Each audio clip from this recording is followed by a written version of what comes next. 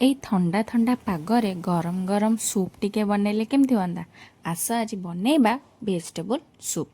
ତ ସେଥିପାଇଁ ମୁଁ ପରିବା ନେଇଥିଲି ବନ୍ଧାକୋବି, ଫୁଲକୋବି, ଗାଜର, ବିଟ୍, କ୍ୟାପ୍ସିକମ୍, ବିନ୍ସ ଆଉ କଞ୍ଚାଲଙ୍କା, ଧଣିଆ ପତ୍ର।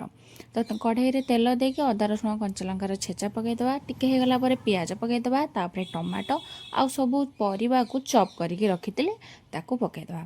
ତାପରେ କିଛି ସମୟ ଘୋଡ଼େଇକି ରଖିଦେବା। ଟିକେ ସିଝିଗଲା ପରେ 2 ଗ୍ଲାସ୍ ପାଣି ଦେଇକି ଫୁଟିବାକୁ ଛାଡ଼ିଦେବା। ଫୁଟିଗଲା ପରେ ସ୍ୱାଦ ଅନୁସାରେ ଲୁଣ, ଆଉ ଟିକେ ସୋୟା ସସ୍, ଟିକେ ଭିନେଗାର, ଆଉ ଟମାଟୋ ସସ୍, ଚିଲି ସସ୍, ଆଉ କର୍ଣ୍ଣଫ୍ଲାୱାର ସ୍ଲରି, ଆଉ ଲାଷ୍ଟରେ ଗୋଲମରିଚ ଗୁଣ୍ଡ, ଆଉ ଟିକେ ବାସ୍ନା ପାଇଁ ଧଣିଆ ପତ୍ର ପକାଇ ଦେଇକି ଆଉ ଟିକେ ସମୟ ଫୁଟିଗଲା ପରେ ଆମର ରେଡ଼ି ହୋଇଗଲା ଗରମା ଗରମ ସୁପ୍।